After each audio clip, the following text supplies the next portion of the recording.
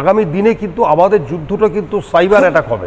আমাদের যুদ্ধ কিন্তু কামানের যুদ্ধ হবে না কিংবা বোমা ফেলে হবে না, আমাদের আগামী যুদ্ধ হবে কিংবা সাইবার অ্যাটাক, সাইবার আর ড্রোন। সাইবার যদি আপনি অ্যাটাক করতে পারেন তাহলে আপনার প্লেন বন্ধ হবে, ট্রেন বন্ধ হবে, ব্যাংকিং সার্ভিস বন্ধ হবে, শেয়ার বন্ধ হয়ে যাবে, চারিদিক বন্ধ হয়ে যাবে।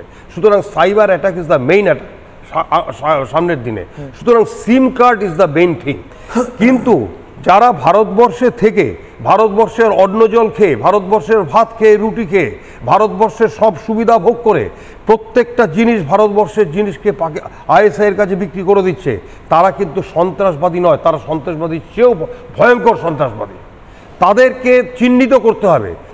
আমরা যেই পাড়ায় থাকি, আপনি কোনো একটা অঞ্চলে থাকেন, আমি একটা অঞ্চলে থাকি, আপনার পাড়াতে যদি নতুন কোনো লোক আসে আপনার চোখে থাকবে সেটা, সেই লোকটা নতুন পাড়ায়, আপনি কিন্তু একটা নাম্বার দিচ্ছি 1090 এই নাম্বারে ফোন করে আপনার নাম বলতে হবে না, আপনি শুধু বলুন যে স্যার আমরা অমুক পাড়ার লোক, অমুক গ্রামের লোক, এখানে আমরা নতুন কিছু লোক দেখতে পাচ্ছি, তারা আনওয়ান্টেড লোক, তারা কিন্তু এখানকার লোক নয়। আমি এটা গ্রিডেও দিতে বলবো যে সত্যজিৎ স্যার জানালেন ইনফরমেশনটা, যদি নতুন লোক সন্দেহজনক কাউকে দেখা যায় 1090 তে কল করে সেই ইনফরমেশনটা দেওয়া হোক, এটা আমাদের সাধারণ নাগরিকের কর্তব্য।